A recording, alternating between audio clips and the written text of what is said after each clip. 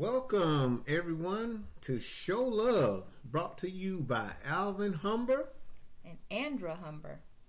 And we're going to talk about some topics, and we're going to talk about some everyday talk about what's going on with us, the world, and a little bit of this, a little bit of that.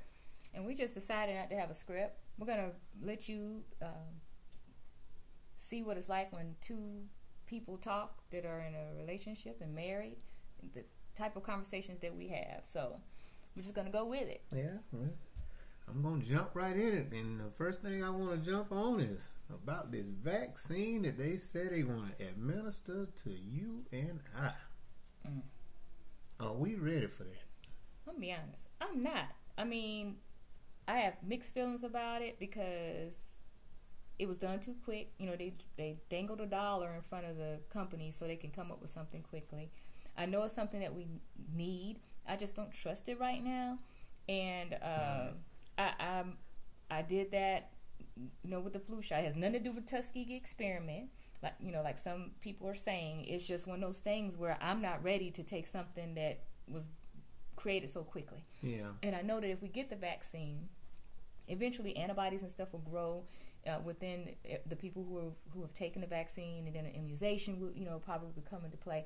And that's when they'll be speaking my language, when they can give me something to keep me from getting the COVID. Because a vaccine is not going to keep you from getting the COVID. So I'll just keep exercising my, my PPI, where my personal PPE. Yeah, PPE, that's it. They're my PPE. I'm going to keep doing that. I'm going to ride with you on that because I don't want to be a guinea pig. I think even when the flu shots first came out, we took maybe 2 years, 2 to 3 years, 4, 5. It was a while before we decided. And you still don't really get them. I mean, we got one this year because we didn't want to get the flu and have our immune system down while COVID is around. So we did get it this time. We did get it this time, but it's that's something I think I'm gonna wait a little while. Yeah, I'm gonna wait it out as long as I can, just and pray that we don't come down and become infected with any of the COVID-19 or the vid. Oh, it might be on COVID-20, another strand coming. Oh yeah, they might be 2021. Because one thing about COVID is it's here to stay, and it's not going nowhere, and it's not going to be over. It's progressive too. It's not over until God says it's over. He put it here, and He just wants us to be still. That's all He wants us to do, and we just got to be obedient and do the things that they want us to do. Yeah. And wear that PPE. That's that personal protection equipment. Because you got to do that whether you get the vaccine or not. So just get used to it. I know when I was traveling early on in my life in the military, and I went to foreign countries, they were wearing masks then. So, we just have to just know that practice is here to stay. It's not going anywhere, people. And we get in order for us to get back out and into the public, we all got to do our part. As far as wearing our masks and social distancing, washing our hands. But the biggest thing is wear your mask when you're around people, because you don't want to be. You don't know. One thing about this virus, we don't know who has it. Yeah. Somebody could be asymptomatic and they're not showing any symptoms, and they just So just wear your mask. Now, let's go ahead and get these politics out of the way, because I'm going to tell you, you've been really on it. The TV's on all the time. I have anxiety watching it. So let's go ahead and get this politics. I'm not going to say much because I work for the government and they got that Hatch Act on me. But I'll let you go ahead and go. Well, I think, to me, everybody's got their little groups. But when your group goes out, you can protest. Anybody can protest. That's your right to protest. Do what you're supposed to do. Do what you want to do. But when it gets to where you harming people, that's not a protest. That's a riot. And what happened the other day, I for the life of me, I couldn't understand what was going on. Well, I was like, they in the White House. I was like, that was disrespectful. I called you and I text you at work. I said, baby, turn on the news. They got in the White House. They in the White House. I mean, I'm gonna be honest. I was afraid for the people, because normally you put a big toe near the fence and you tackle down. Yeah. These jokers made it all the way up into the White House, breaking out windows and stuff, sitting on monuments, putting scarves around monuments, and I'm like, what? And then the police was just there, just as calm. And I was like, what is going on? Where is the tear gas? It almost the batons? Like they was holding their hand and giving them some tea. And then they waited for a curfew. And then the they curfew, still didn't stay past about the 8 curfew. o'clock before we noticed on the TV that anything was going on. I said, what in the world? Oh, no, you were funny. You was like, oh, when 6 o'clock come, yeah. they gonna I said, 6 o'clock, they going to start acting. Cause they were just standing lining up. I was like, what they going to do? So I was 6:20. They was still. Yeah, 6:20. They were disappointed. But I was around some guys today at work, and they were talking about it. You know, those guys are some Republicans, and they've been Republicans all their life. And I just was telling them, they said it's just a sad day, and they said they didn't see it coming. Well, it was all kind of shots fired, warning signs, all kind of stuff. It was soon to happen, but we just didn't know when. But I did tell them, I said, hey, I agree with you. I think every last one of them should go to jail because you done broken somebody's house, the White House. Taking selfies. And taking personal stuff. I think it's, one congressperson was missing his laptop. So and they took stuff and threw it around like just. Yeah, they just went in like they did when they break into someone's home, just destructed it and just toss stuff left. There's mayhem everywhere when you're looking at it on the news, and the police just was so calm, like. I'm still amazed. But I will say this though: the thing I noticed was while the people were there at the White House, the news anchors could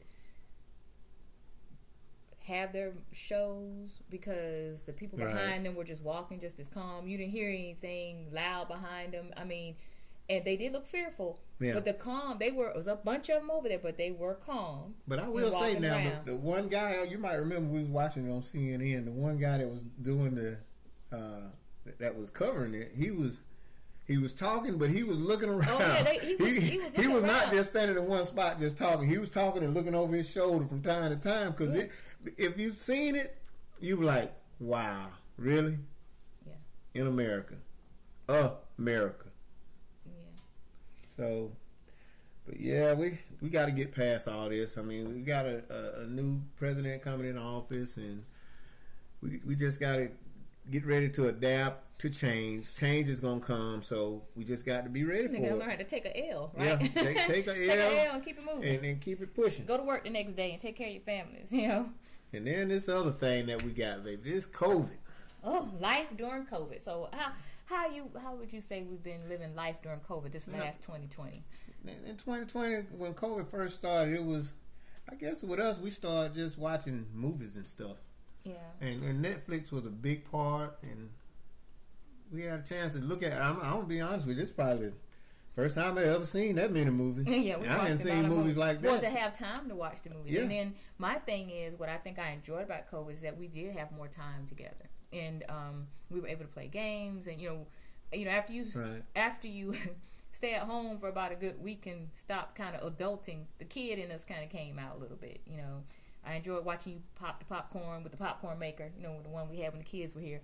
Oh, you know, we put theater popcorn on there and just sat up and not be so serious. You know, so that to me that really made a difference. And when it was hot outside, we had it going on. Sit on the back patio. We could get out a little bit. Sit outside and ride our bikes and sit around the pool and things like that.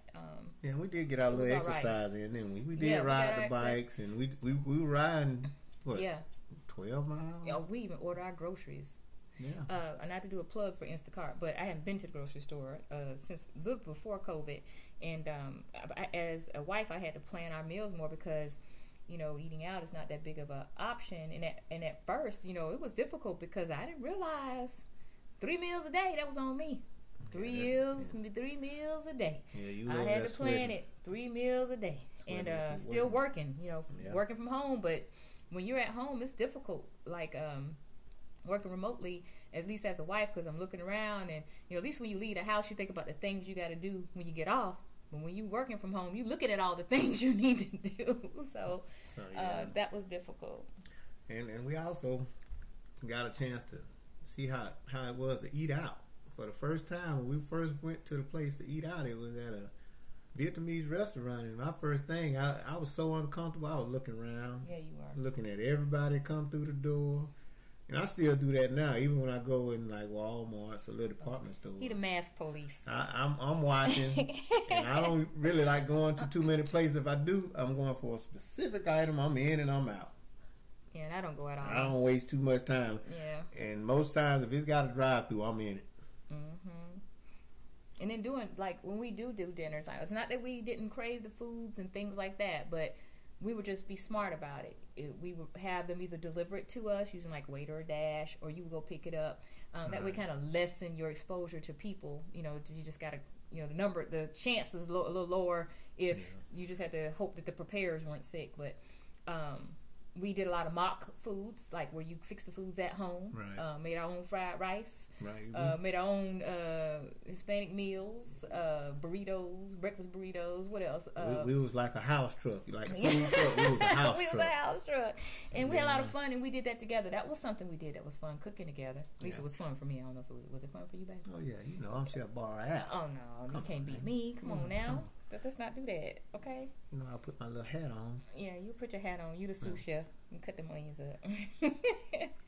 So, what series did you what are we going to watch this weekend? Speaking of movies, what are we going to watch this weekend? Let me see. I think what's coming on right now, I think it's back on, is Cobra Kai. Cobra Kai, Karate Kid. Karate Kid, season 2. Boy, now, season 1 had it going on. You know, we were excited. They had us watching the whole thing. We watched the whole thing. We didn't move. We didn't move. I said, man, what is Cobra Kai? We didn't move. Matter of fact, for them couple of days, we eating popcorn. I don't even think we fixed any meals. We were just eating popcorn. But it still was touchy-feely when they, you know, showed Mr. Miyagi. Oh, yeah. Mr. Miyagi was Karate Kid, you know, and he was the movie back then, coming up when we were younger. But you know, did you notice that Will Smith had something to do with that? That was genius because he got the movie because his son played. Yeah, that's right. His son did play Karate Kid. You let that die down, and now you got the rights to the other people, and you doing a series for us to be able to see him.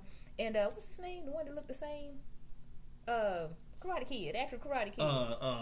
Macchio. Ralph Macchio, I think. That Joker looked good. He looked the same. He looked almost the same.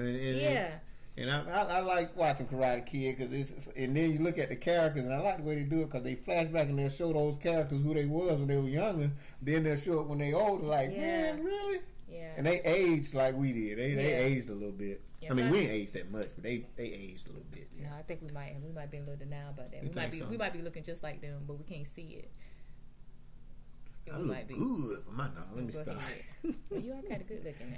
Yeah. But I don't know. I just watching that show does kind of take you back, and I think he did good because most people that we told, like when I told my sister, "Hey, Cobra Kai is on," what's that? I'm like, Karate Kid. She called me back and said, "I finished watching because I ain't hear from her for about a day and a half." Yeah. And she was watching the show, so yeah. So I don't know, but that. What were we talking about before then? The activity and stuff about being outside. What are we going to do when it get cold? Like now it's cold now. Like now it's cold and we can't really go and do nothing. So we tried before it got extremely cold. We was bike riding. And that getting that exercise in, that we like that. We would ride, all the way downtown. Yeah. That was something. And for people who don't live in Columbus, Georgia, that was about, 12, 13 miles? About 13 miles. We would go down there one way, right? Yeah. And then we would go down there and eat breakfast. And most of the places had it to where there's only so many people inside or you could eat outside. And then we ride our bikes back. And then right when we were getting used to that, it started getting cold. It started getting cold. The temperature started dropping down to in the 40s. When you're in the 40s and riding the bike, and when the wind blowing, that's the wind chill. That's when you lose about 6 to 10 degrees. Yes. So it made it impossible right now for us to do it. But I'm looking forward to getting back out there and riding the bike. But we made home comfortable. Like, we haven't been able to go to the sports bar. We didn't have a bar in the house before, but now we do. And made it so that we could enjoy watching the sports. So we pretty much have everything behind closed doors that we would have if we were, not in COVID time. So we could do it right here at the house, just the two of us. Because we know we can't really go out to bars and stuff like that. So, and watch the games. Because that was one of the things we like to do during football season. We go out and watch the games at the sports bars. And I like the food. Yeah. Because you can get all the different foods. You ain't got to mess your kitchen up to cook. You know, to let them mess their kitchen up. Oh, well, look at you looking out for me. I'm trying to look out because they have a lot of stuff on their menu now. They do. I give you about 3 options. Our menu have about 2 things. And it'd be vegan. See that, that's gonna have to What's go the matter? You don't want bar. cauliflower hot I don't want wings? no cauliflower hot wings. You say that, but you be tearing them up. No. Yeah. And now we're down to this couple for couples.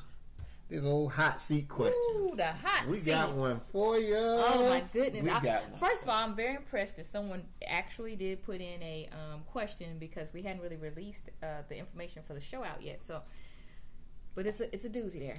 It says, it seems like ever since we got married, my mother-in-law needs my husband to stop by her house after work to fix something in her house, the car, or yard work. When he gets there, she has cooked dinner. So when he gets home, it's late, he is tired, and doesn't want to eat again. How can we handle this?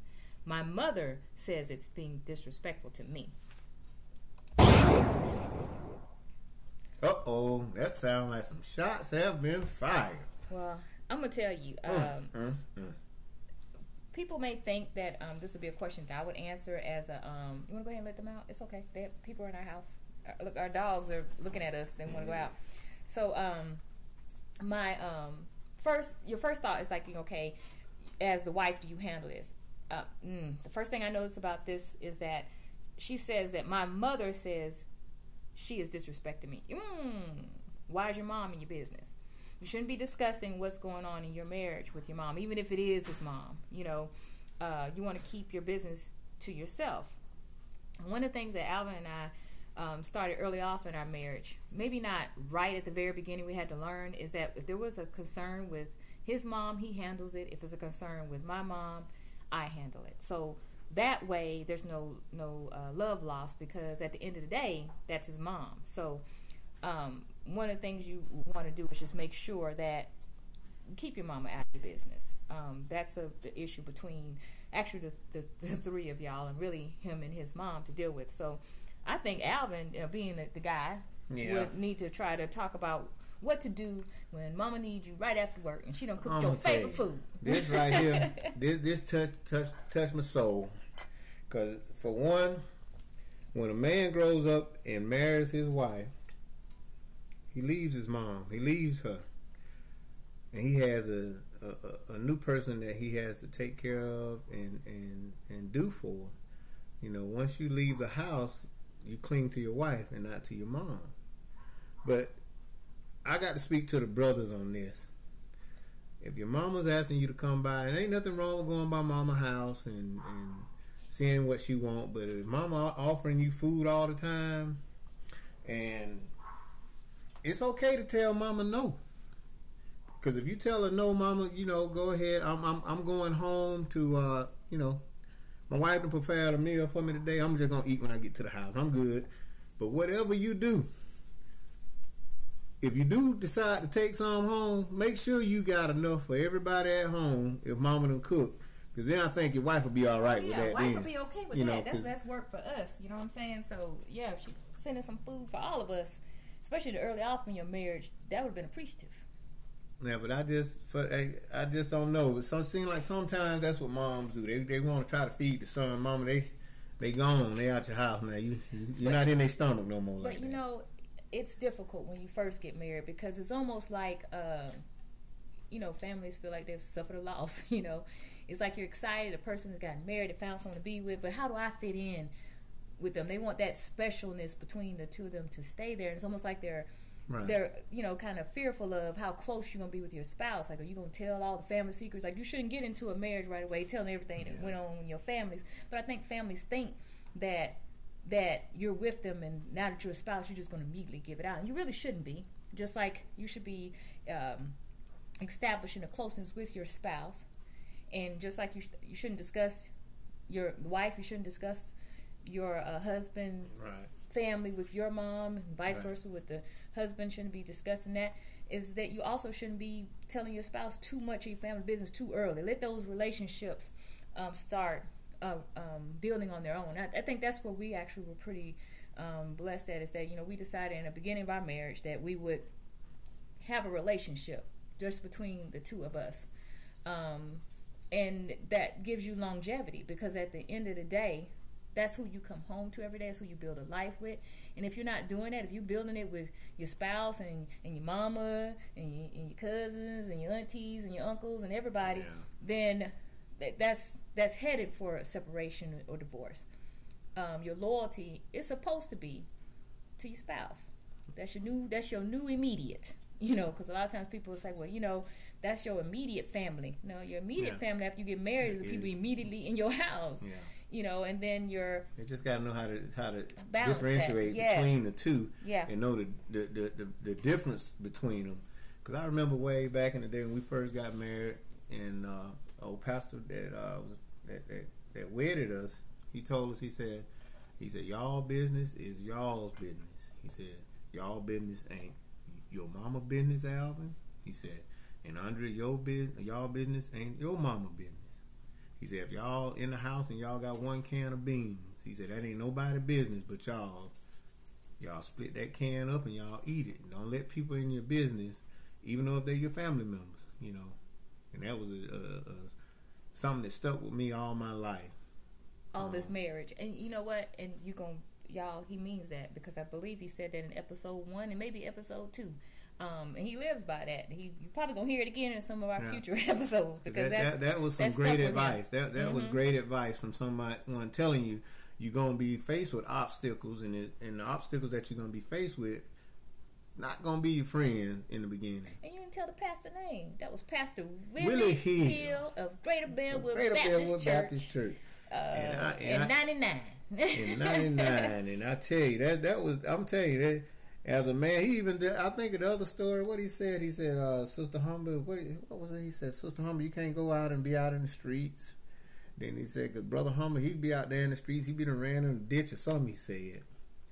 But he said, Sister Humber, it's okay for Brother Humber to run in the ditch, but it won't look right for you being a lady out there in the street, running the streets and out clubbing and stuff.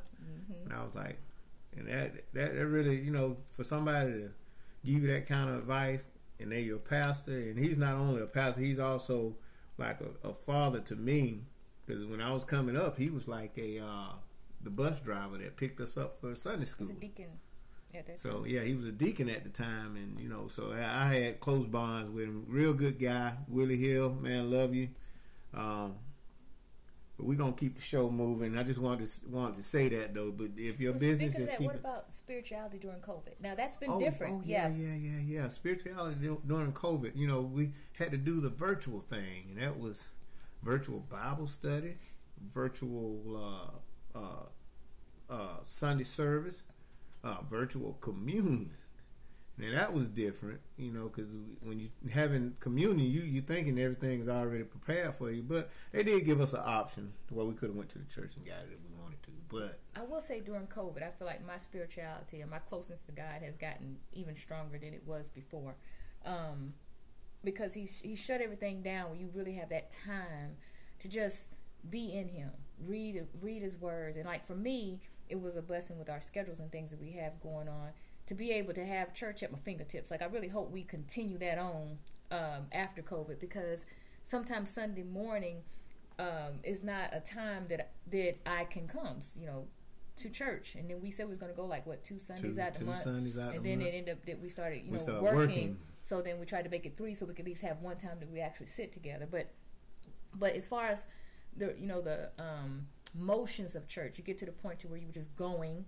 And to kind of check off that you went, I got my Jesus on, I went to church Sunday. But now I feel like you have time for your spirituality all the time, especially with COVID going on. You can't deny that you got to have that closeness, to God. And some people still acting a fool. I just don't understand it. I mean, all this stuff going on, and you're still mean and hateful, and just hadn't changed a bit with everything that's going on around you. I just need Jesus. Just need Jesus. You know what I'm saying? Somebody.